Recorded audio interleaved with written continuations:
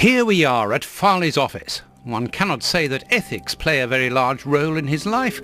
Look at the headlines pinned to the walls, like trophies of bad taste. Perhaps we will finally begin to understand the reasons for his persistence in tarnishing your reputation. Perhaps.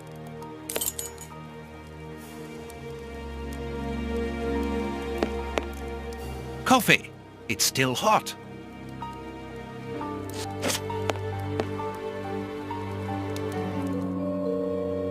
Cigarettes, an ordinary, inexpensive brand. A press card. Osmond Farley. It's his overcoat.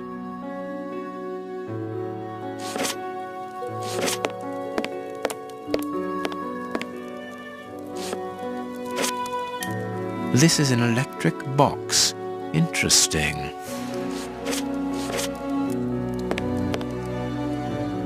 This door is locked. Is Farley afraid of being interrupted suddenly? I must go out for a while, Miss Jean. I won't be long. Ask my appointments to wait, and send this message as a matter of urgency. Mr. Osmond Farley, I presume? Messrs. Holmes and Watson. What a surprise. What is there so surprising about being visited by the targets of your slander? I never slander. I inform. You will have to accept the consequences of these articles, Mr. Farley. Those words sound like a threat, Mr. Holmes. I never threaten. I merely warn. You don't frighten me, Mr. Holmes. I know all of your little secrets. And soon all of London will find out what really hides behind the facade of the impeccable detective. Thanks to my work, the whole world will discover the true Sherlock Holmes. Gentlemen, I don't wish you a good day. What a bore! Even to the point of refusing to shake our hands. Which means that we can avoid having to wash them. Did you notice the crumbs on his jacket? He had just finished eating and his hands will be covered in grease, the same as his mouth. Slovenly habits. That's quite disgusting, Holmes. Do not be deceived, Watson. The workmanship in those tailor-made clothes indicate that he is a man who takes pride in his appearance. If Farley has left without brushing off his jacket or washing his hands, then it is because he spotted our approach and wished to avoid us at all costs. But why? We will find out by searching his office. The secretary will stop you. Please reassure me, Holmes, you don't intend upon knocking her out? Only if we exhaust every other viable alternative. The secretary is occupied in sending a telegram via their electric telegraph. Farley asked that she should do so before he left. We must find a way of interrupting the transmission, which will oblige her to go to the telegraph office in Kensington. It will take her some time to get there, and if we add on the time it takes to send the telegram and then return here, we should have ample time to search the office without being disturbed. I suppose it's unnecessary to point out the illegality of this search? I'm afraid so.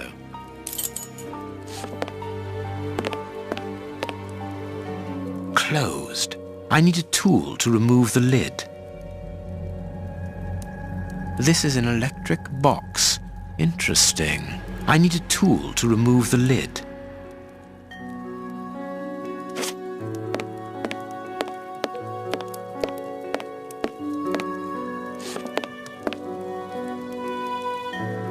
This hanger has a large iron hook.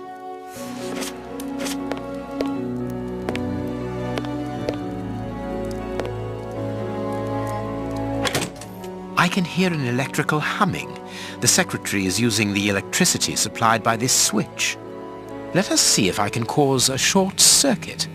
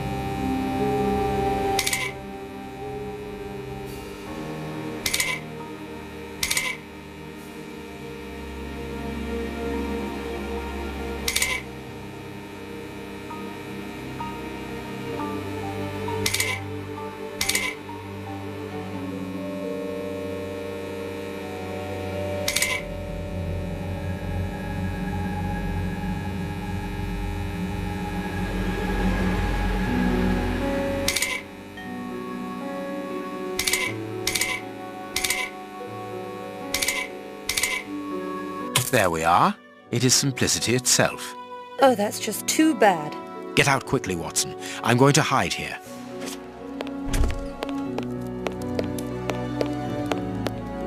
The way is clear.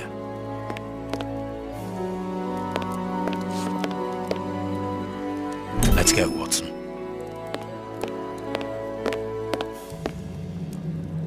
The ribbon is missing from this machine. A makeup case with a good brush. A page of this notebook has been torn out.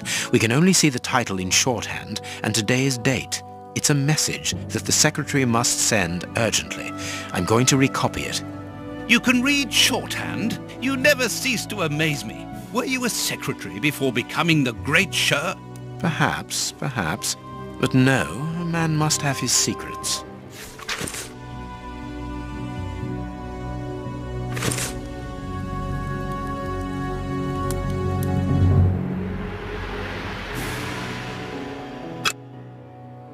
I can make out the marks, but I need something to bring them to light.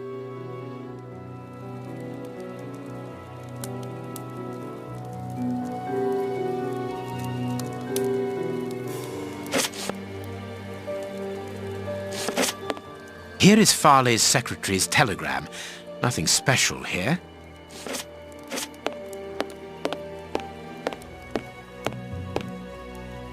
The key is still in the lock.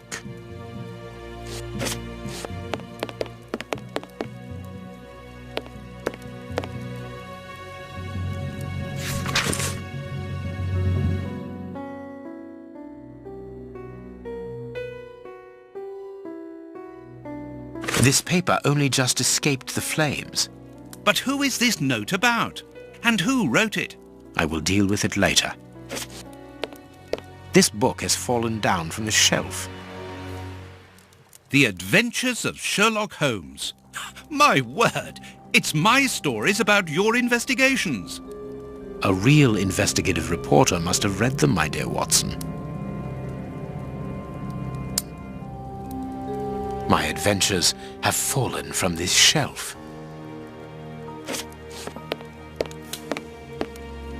Someone closed the curtain as though he wanted to maintain his privacy. This cabinet has a lot of drawers, each marked with a letter. There is surely a great deal of information in them. But we can't open all of them. We must know what we are looking for.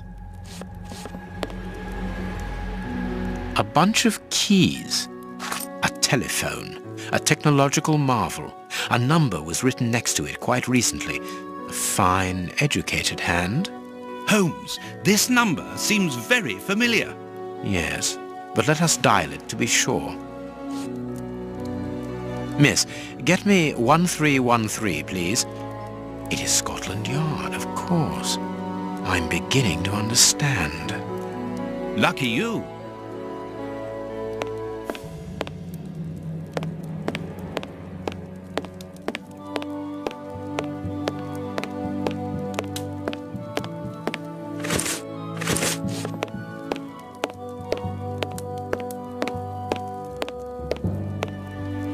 Judging from all the notes on the board, our reporter is an assiduous and organized worker.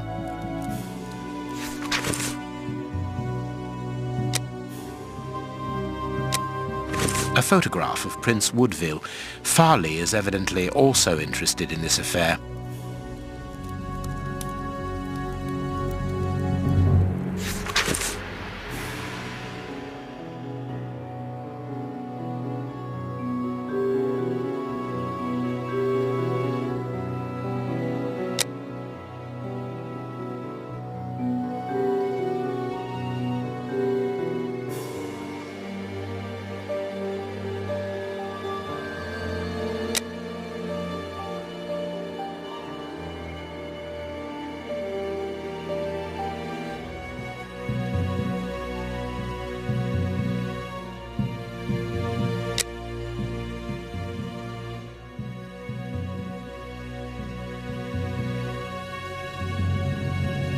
Here's what is strange, an attack of collective insanity.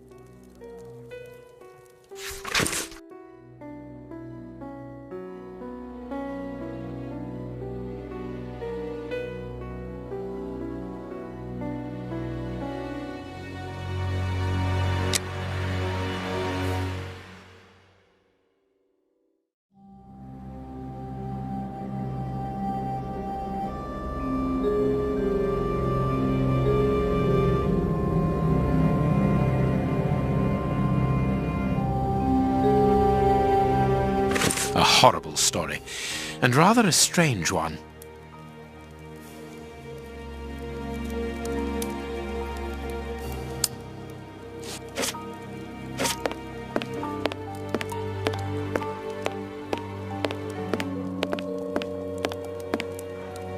The secretary has just changed the typewriter ribbon.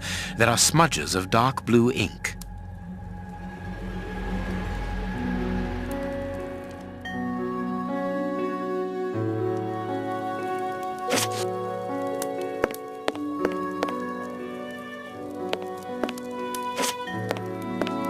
This armchair is out of place. This ashtray is worth examining.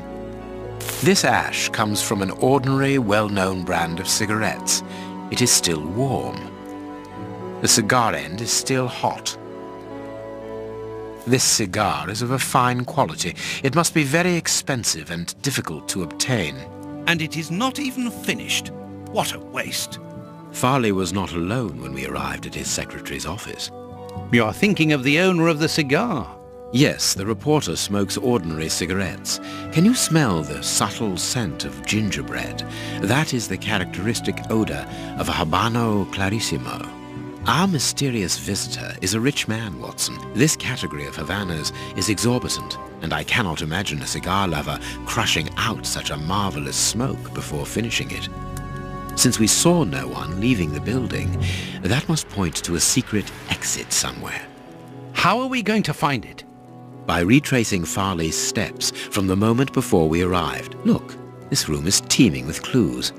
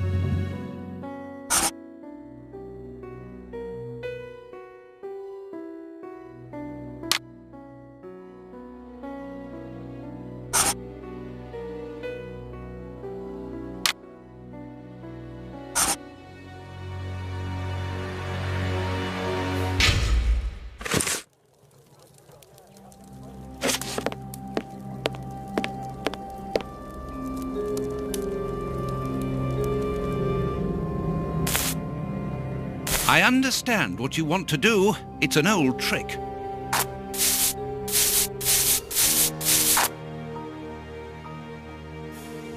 I can see what has been written. Please write it down. Very well, Holmes.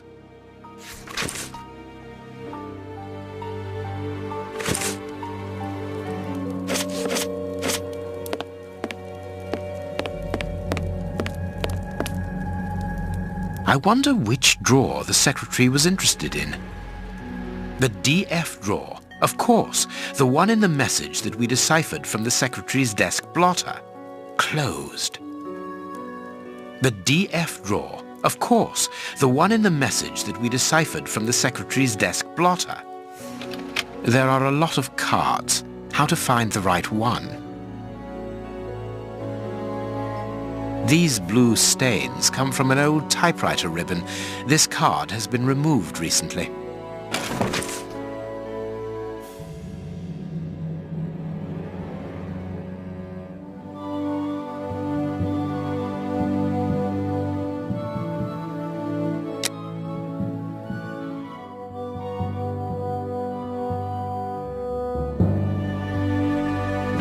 This card has got grease marks on it.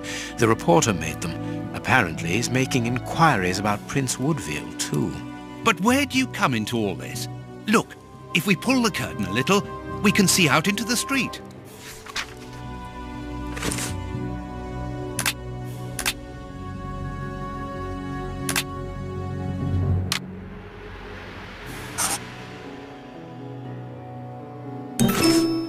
Farley consulted a card while he ate, which was given to him by his secretary just before she changed the ribbon on her typewriter.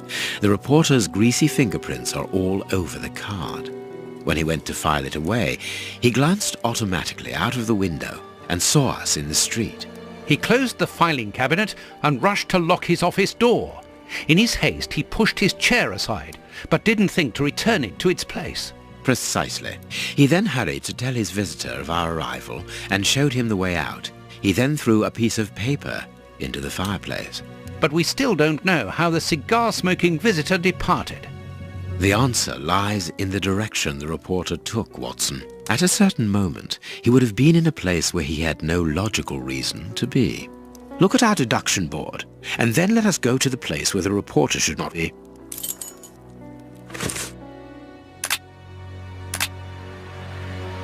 Perfect.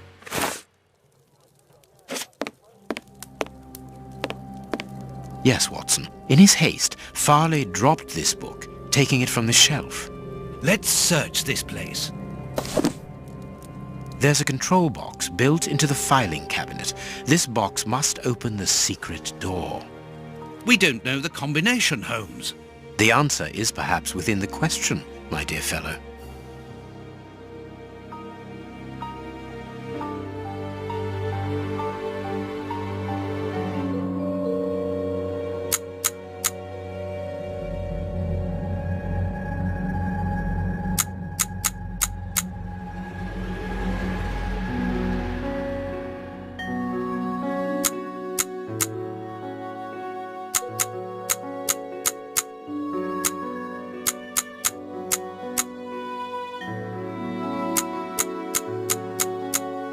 There we are. It is simplicity itself. Let us go and look at this secret exit, Watson.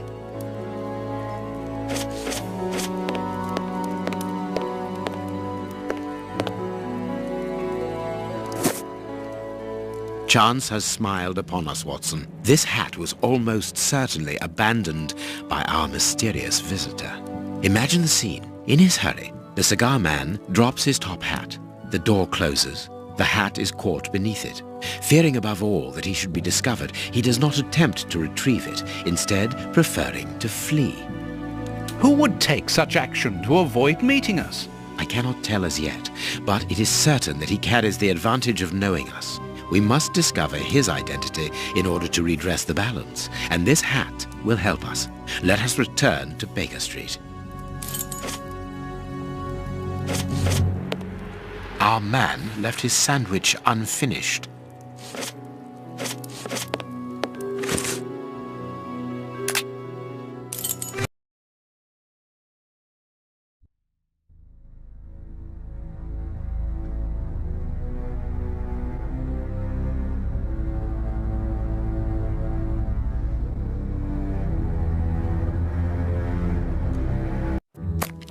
Let's hope that an examination of this top hat will reveal to us the identity of its owner. It will, you can be sure of that. For once, I must insist that you allow me to work alone, Holmes.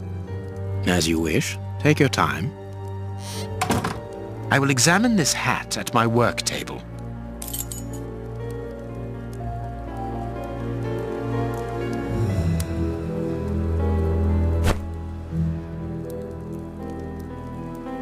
This hat is of an exceptional quality. The man who owned it is wealthy.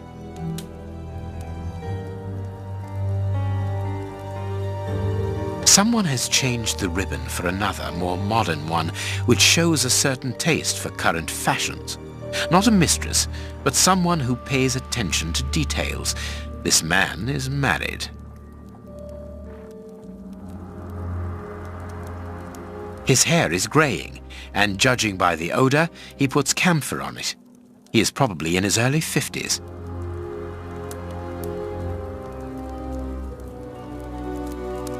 Slight scratch marks. Slight scratch marks.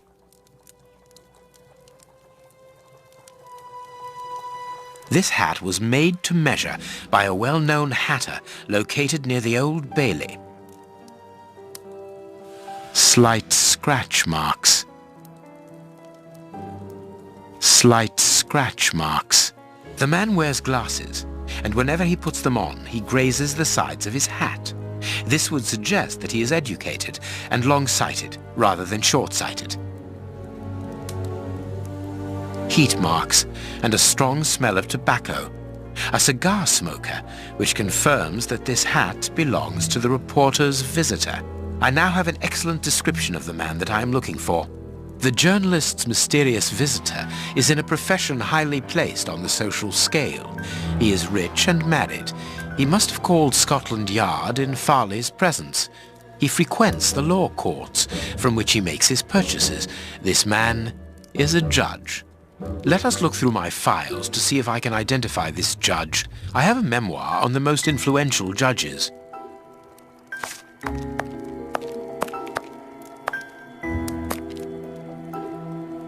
I have found my file. I must place it on my work table.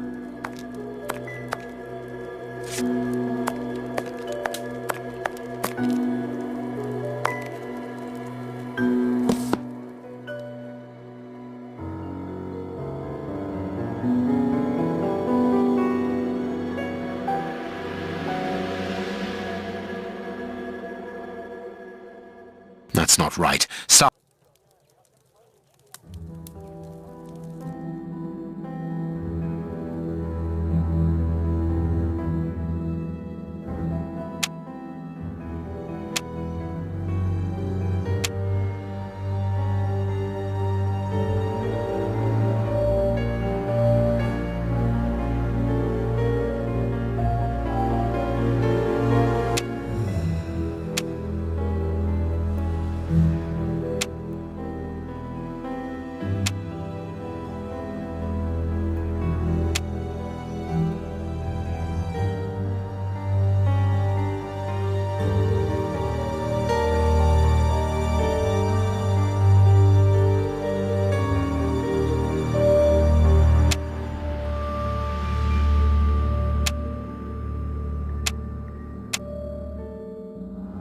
Right. It is him, Judge Beckett. Have you discovered the top hat's secrets, Holmes? Watson, this hat belongs to Sir Coots Beckett, a judge of the court at the Palace of Justice in London. A judge? Wait, did you say Sir Beckett? That name rings a bell. Yes, that's it. What an extraordinary coincidence. Holmes, I was reading something about him in the Globe Explorer only this morning.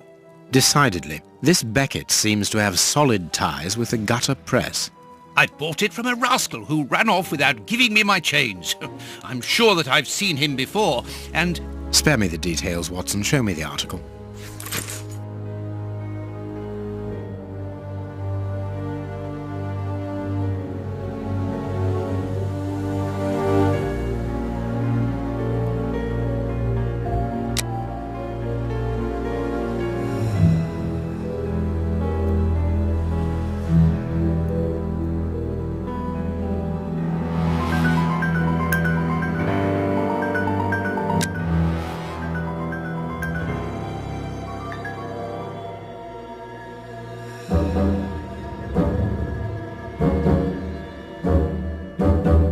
So, Lady Beckett is on holiday in Portsmouth. That means her husband is at home alone. Good.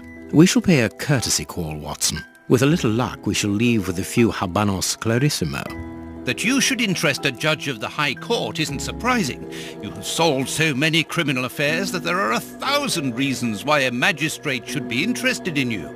But why should this one feel the need to act in shadows? It's true that it's surprising. Perhaps he simply wishes to avoid being seen in the company of this Farley fellow. Mr. Kirby, our local postman, owes me a favour. He'll give me Beckett's address. At this hour, he should still be at the post office. I'll go there, Holmes. Good, Watson, but be quick about it. While you're gone, I'll make preparations for our visit.